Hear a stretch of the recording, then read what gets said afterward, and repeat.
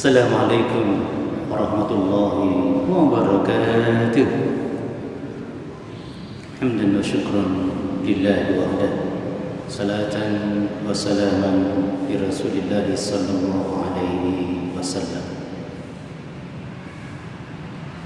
Allahumma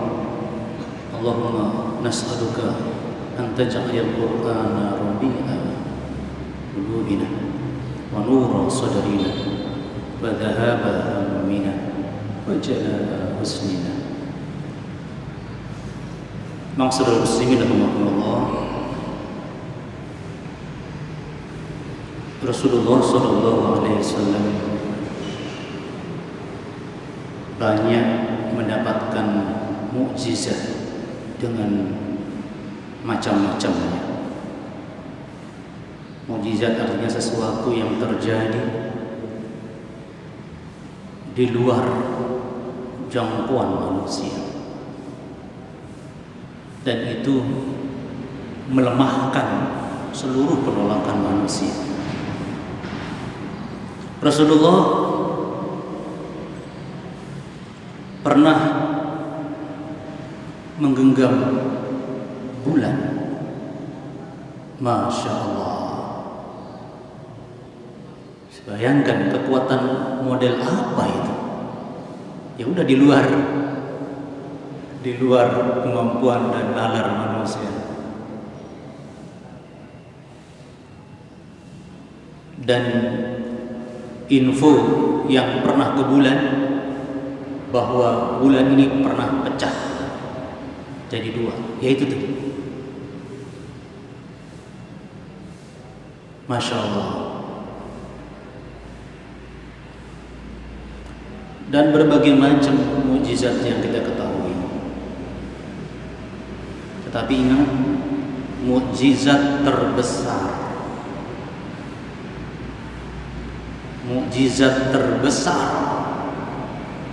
dan masih ada sampai sekarang, yaitu Al-Qur'anul Karim. Al-Qur'anul Karim.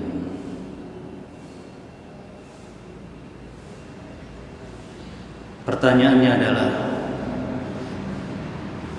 sudahkah kita menempatkan Al-Quran setinggi, bahkan di luar nalar kita? Karena dia mukjizat. Bukan kemudian kita merendahkan Al-Quran di bawah nalar kita. Dengan kata lain, kita hanya bersikap sami'na wa ata'na. Itu sikap yang paling tepat kalau kita meyakini Al-Quran sebagai mukjizat terbesar. Pertanyaan yang paling mendalam adalah, bagaimana hati kita berinteraksi dengan Al-Quran? Bagaimana kita mendudukkannya dalam hati dan pandangan kita? Nah, ini ma'asyiral muslimin rahimakumullah yang perlu kita jaga dan terus kita pertahankan, bahwa Al-Quran adalah mukjizat terbesar. Dan ini bukan retorika, bukan info, tapi hak. Al-Qur'anu haqq. Allahu Akbar. Coba rasakan sekalian. Katakanlah dalam diri kita masing-masing, Quran itu mukjizat terbesar.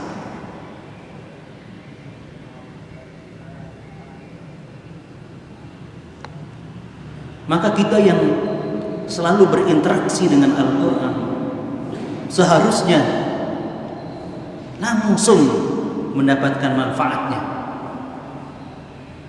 Kita tidak bisa berkata-kata dalam arti menolak, apalagi menimbang-nimbang. Maaf, sekadar menimbang-nimbang, apalagi menolak. Kenapa? Mukjizat.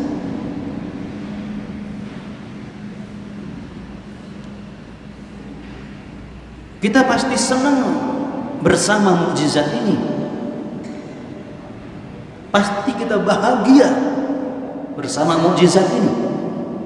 Pasti kita merasa sangat terhormat karena kita berkesempatan bersama mukjizat ini. Allahu Akbar. Coba. Inilah yang kunci penting agar kita tidak terhalang mendapatkan manfaat Al-Qur'anul Karim.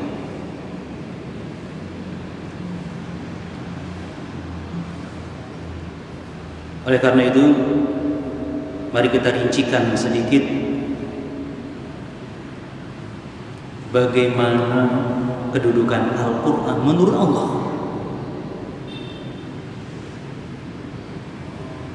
Bukan menurut hasil musyawarah tingkat dunia. Mungkin kita akan hebat, ini hasil keputusan seluruh dunia, hebat. Tidak ada apa-apanya masalah ini. Mungkin keputusan ribuan orang jenius, hebat gitu kan. Tapi ini adalah bagaimana Allah memutuskan kedudukan Al-Quran menurut Allah sendiri.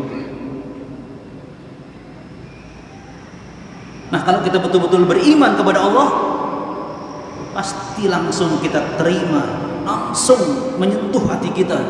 Ini pandangan Allah, ini keputusan Allah tentang kedudukan Al-Quran bagi Allah Subhanahu wa Ta'ala.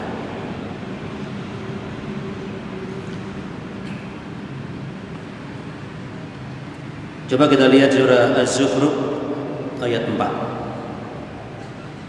A'udzu billahi minasy syaithanir rajim. Wa innahu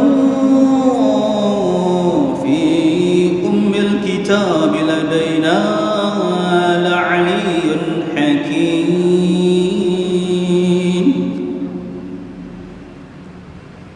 Wa inna, Allah mendahului dengan huruf taukid, sesungguhnya Al-Quran itu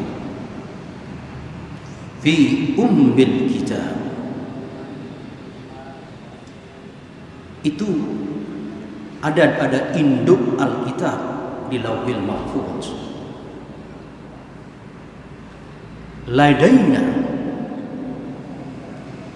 di sisi kami. Insyaallah rasakan itu mas sekalian. La, benar-benar Quran itu aliyun, tinggi nilainya. Aliyun, tinggi nilainya. Hakim, dan banyak sekali mengandung hikmah. Allah itu Allah loh yang kita imani, yang kita berjuang untuk bertauhid, tidak menyekutukannya. Maka sama juga sama kita berjuang untuk menerima Al-Quran. Tidak ada tandingnya, tidak ada sekutu Al-Quran itu. Apalagi dipengaruhi oleh buzzer-buzzer rupiah. Jadi hanya orang-orang yang kuat imannya kepada Al-Quran yang tidak terombang-ambing dengan perkataan manusia. Subhanallah. Nah, itulah orang yang mendapat manfaat Al-Quran. Imam Al-Qatadah mengatakan, ketika Allah mengatakan la aliyun, artinya Al-Quran itu memiliki kedudukan agung, mulia, dan utama. Dalam tafsir Ibnu Katsir, Ma'asyiral muslimin rahmatullah. Jadi bagaimana kita mendudukkan Al-Quran dalam hati kita? Astagfirullahaladzim. Maka tidak boleh berbeda dengan pandangan Allah kepada Al-Quranul Karim. Karena kita hamba Allah, hamba Allah, hamba Allah, jemaah sekalian. Nanti kita belajar, jemaah sekalian. Begitu kita melihat mushaf Al-Quran, agung, mulia, utama, berinteraksi, hidup bersama Al-Qur'anul Karim. Jadi kita bersama Al-Quran akan semakin dimuliakan, semakin agung, semakin diistimewakan. Subhanallah. Kalau janji-janji manusia dikasih amplop lah, dikasih kursi lah, kedudukan lah, nggak ada apa-apanya. Semangatnya, ingat-ingat loh ini. Sekedar kita ingat Al-Quran, kita bisa menepis semua godaan itu. Surah apa tadi? Az-Zukhruf ya, ayat 4. La'aliyyun hakim. Ya Rahman Rahim. Astagfirullahaladzim. Jangan sampai kita ogah-ogahan baca Al-Quran. Astagfirullahaladzim. Ya Rahman Rahim. Kita ogah-ogahan menghafal, tadabbur. Astagfirullahaladzim. Padahal La'aliyyun hakim. Padahal Quran itu tinggi dan banyak mengandung hikmah. Ya Rahman. Ada lagi firman Allah yang lain yang menunjukkan hakikat kedudukan Al-Quran yang kita imani ini dengan sekalian. Kita harus mengikutinya. Ada di surah Al-Waqi'ah ayat 75 sampai 78. Fala uqsimu bimawaqi'in nujum wa innahu laqasamun law ta'lamuna 'azim innahu laqur'anun karim fi kitab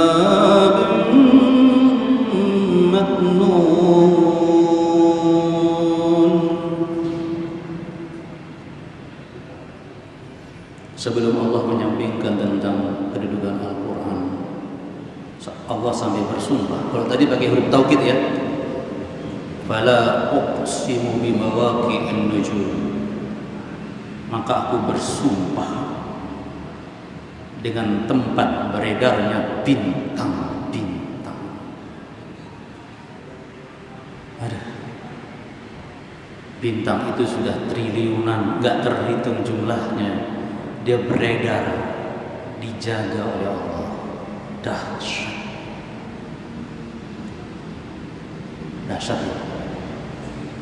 Ingat ya, bagaimana Allah mengendalikan bintang-bintang itu beredar. Dahsyat. Ingat ya, dahsyat. Udah di luar nalar. Sudah ribuan tahun. Subhanallah. Nggak ada yang ngisi bensinnya, nggak ada yang ngasih apa itu daya dan kekuatannya. Subhanallah. Dia tetap beredar, kecuali ada bintang-bintang dipakai memanah setan atas perintah Allah Subhanahu Wa Taala. Ingat-ingat ya, bimawaqi'in nujum, tempat. Jadi Allah sampai bersumpah demi tempat itu. Jadi perhatikan itu, kan Allah sumpah itu penting. Apa yang digunakan Allah sebagai sumpahnya. Terus wa annahu laqasamun law ta'lamun 'azim. Sungguh sumpah itu adalah sumpah yang besar. Innahu laqasamun law ta'lamun. Kalau kalian tahu, ini sumpah yang besar ini. Pakai azim loh jemaah sekalian. Itu azim kalimat yang terbesar dari yang besar, azim.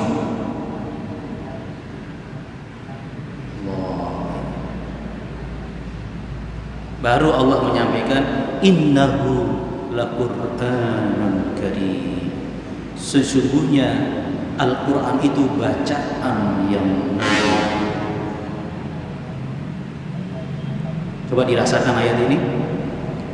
Terus di kitabin maknun, pada kitab yang terpelihara. bintang-bintang yang beredar ini dahsyat, tapi lebih dahsyat Al-Quran. Tolong diingat itu, teman-teman. Hebat ini. Bagaimana bintang yang tidak bisa kita hitung jumlahnya, itu beredar ribuan tahun dan konstan dan bagus, konstan. Tetapi kita tidak boleh berhenti pada penting. Lebih dahsyat adalah Quran, bacaan yang mulia.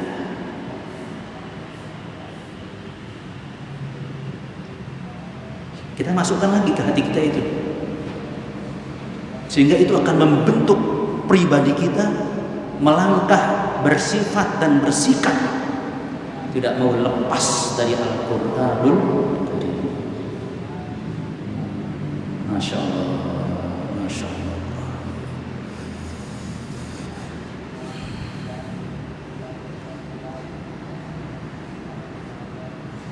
Ma'asyiral muslimin Allah.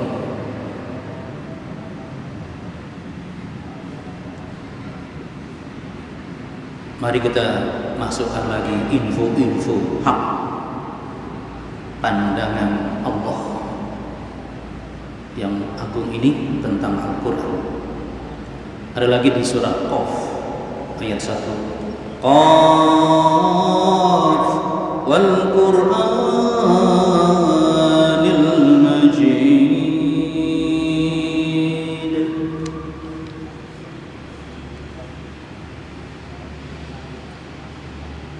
Kalau tadi Allah sengaja bersumpah dengan apa tadi? Dengan alam tadi ya, dengan peredarannya bintang-bintang. Sekarang Allah langsung bersumpah dengan Al-Quran itu.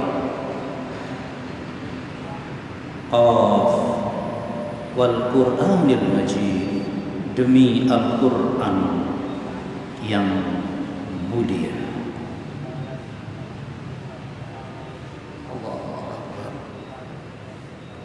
Quran itu mulia. Bagaimana kita memandangnya? Berani berseberangan dengan Allah? Biasa aja. Berani. Kan dipertaruhkan tauhid kita kepada Allah Subhanahu wa taala, teman sekalian. Allahu Akbar. Allah mensifatkan Al-Quran dengan kata Al-Majid, itu artinya sangat mulia dan memiliki makna juga kemuliaannya sangat luas, melimpahkan keberkahan, dan semua itu dalam kehormatan, ya, kehormatan, kemuliaan dan keberkahan. Jadi kita mendapat ziyadatul khair, kebaikan yang melimpah-melimpah, tapi itu sekaligus menambah kemuliaan kita. Bukan seperti orang yang tertipu dengan dunianya, merasa banyak dapat dunia-dunia, padahal dia menipu, menambah kehinaannya, padahal dia menzolimi, mendapatkan banyak ini dan itu, mempermainkan undang-undang. Enggak seperti itu. Tapi kalau bersama Al-Quran, tinggal ngikut. Al-Majid, banyak keberkahan yang akan kita dapatkan, dan itu sekaligus menambah kemuliaan kita. Itu Al-Majid. Masya Allah.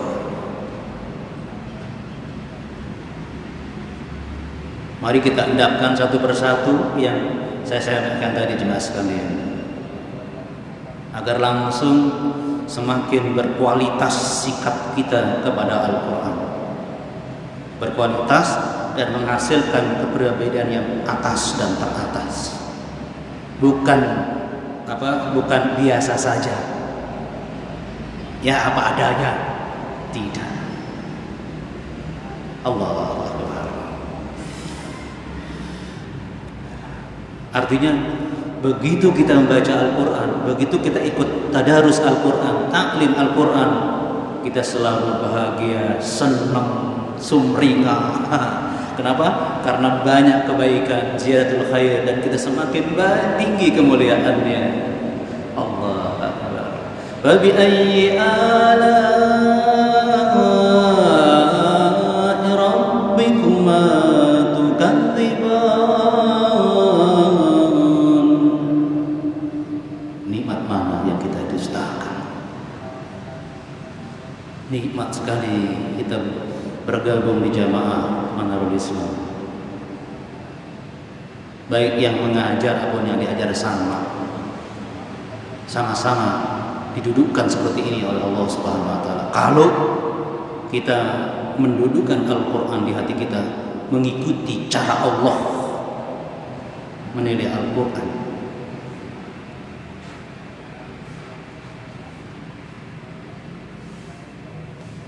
Masya Allah.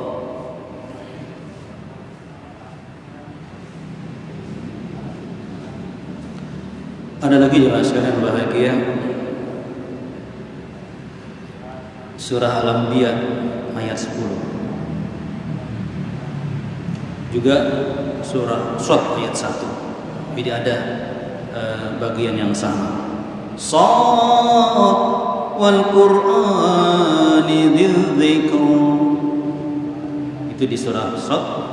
Dan di surah Al-Anbiya 10, laqad anzalna ilaikum kitaban fihi dzikrukum afala ta'qilun.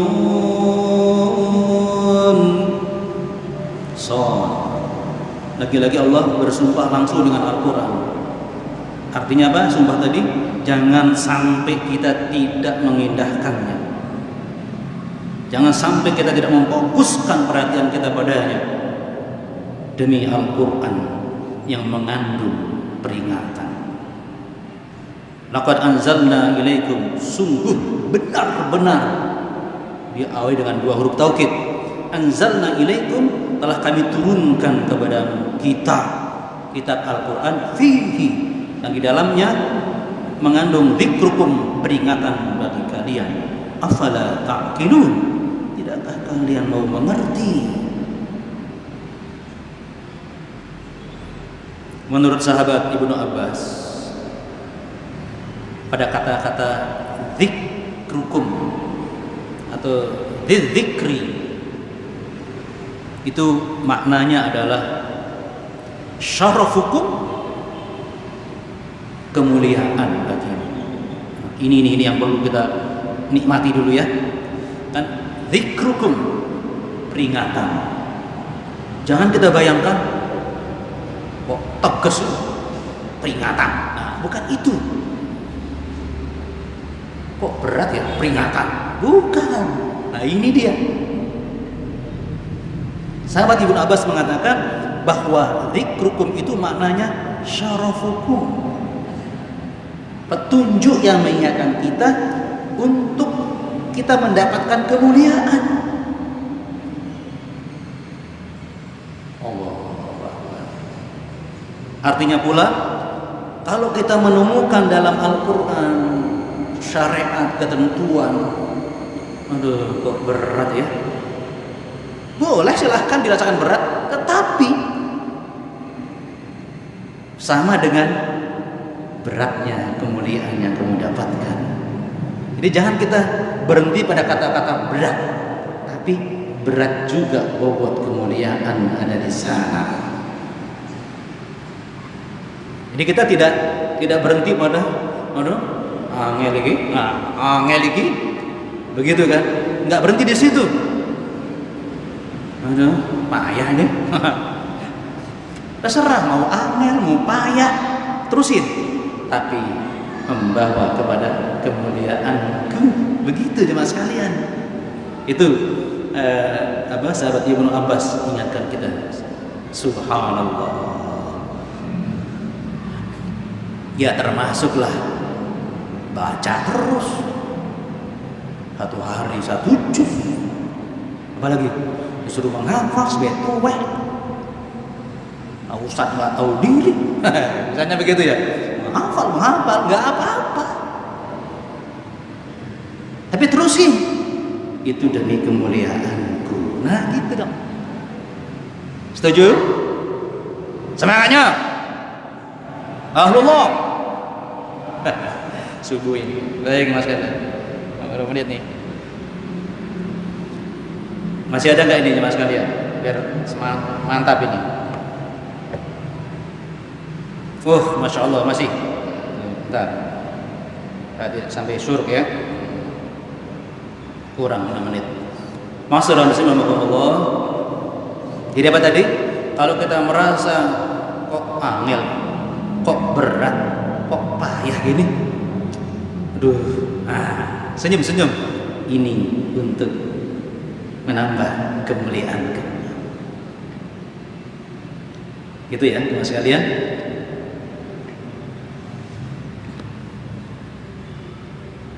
Demikian pula Allah ingatkan bahwa yang angel tadi, yang berat kadang-kadang menerpa kita, jangan lupa kata Allah, Quran itu kenikmatan yang agung. Allah, bukan besar ya, bukan kenikmatan kabir, tapi azim, lebih daripada kabir, azim itu. Saya ingat penjelasan almarhum Ustaz Maksum Tasmun ketika saya masih di pesantren, jadi murid beliau di pesantren. Apa kata beliau? Menggambarkan bedanya kabir sama azim. Mau tahu nggak? Beliau begini, azim itu mbahnya kabir. Subhanallah. Biar kita paham, pas gitu ya. Di azim itu mbahnya kabir. Walaqad atainaka sab'an minal mathani wal Qur'anal 'azim. Sungguh, pakai 2 huruf taukid ya. Sungguh benar-benar menanugerahkan kepada 7 ayat yang dibaca berulang-ulang. Al-Fatihah ya. Wal Qur'anal 'azim, dan juga Al-Qur'an yang azim. Jadi Allah mendudukkan Quran adalah sesuatu nikmat yang azim. Allahu Akbar. Jadi seluruh nikmat apapun yang ada di depan mata kita, yang sedang kita punya atau yang masih kita bayang-bayangkan dapat ini, nyaris tidak ada artinya. Ya, saya ulang lagi, nikmat apapun yang kita punya, termasuk kursi kepresidenan, kursi kementerian, kursi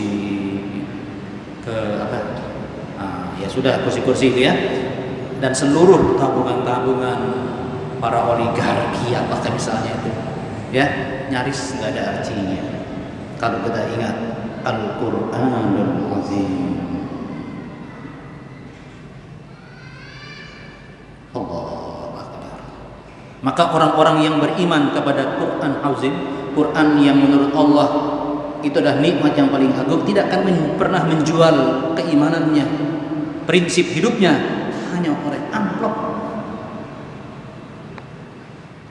Subhanallah.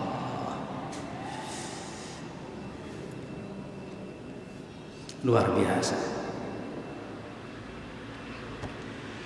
Akhirnya masyarakat muslimin rahimakumullah, jadi kita tidak bisa berkelit, dalam arti Allah menjaga kita biar tidak menjauh dari Quran. Makanya Allah mempengaruhi kita dengan beberapa hal petunjuk tentang kedudukan Al-Quran menurut Allah Subhanahu wa ta'ala. Termasuk yang satu ini, Allahu nazzala ahsanal hadits kitaban mutasyabihan. Allah nazzala, telah menurunkan ahsanal hadits, perkataan terbaik, yaitu Al-Quran.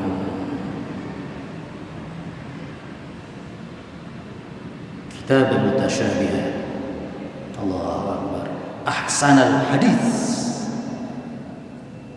Ada lagi mengatakan, nahnu naqussu 'alaika ahsanal qasas. Kami yang mengkisahkan kamu Muhammad dalam Al-Qur'an sebaik-baik kisah. Itu masalah muslim Allah. Dan akhirnya kita tutup dengan sebuah ayat di surah Yunus ayat 57. Ya ayyuhan nasu qad ja'atkum mau'izatun min rabbikum wa shifaa'un lima fis sudur wa hudan wa rahmatun lil mu'minin. Hai manusia, telah datang kepada kalian Al-Quran yang mengandung pelajaran mir rabbikum, dari Rabb kalian, wa shifaa'un lima fis sudur, dan menyembuhkan penyakit yang ada dalam dada-dada kalian, petunjuk serta rahmat. Nah, rahmat bagi siapa? Lil mu'minin. Jadi Quran itu akan bermanfaat bagi kita kalau kita percaya dengan semua keterangan Allah tadi tentang kedudukan Al-Quran. Lil mu'minin, enggak ragu-ragu mensikapi Al-Quran sebagaimana pandangan Allah tentang Al-Quran. Mudah-mudahan hari ini kita semakin bahagia, mulia, banyak keberkahan, banyak keuntungan bersama Al-Quranul Karim. Subhanakallahumma wa bihamdika asyhadu an la ilaha illa anta astaghfiruka wa atubu ilaik. Assalamualaikum warahmatullahi wabarakatuh.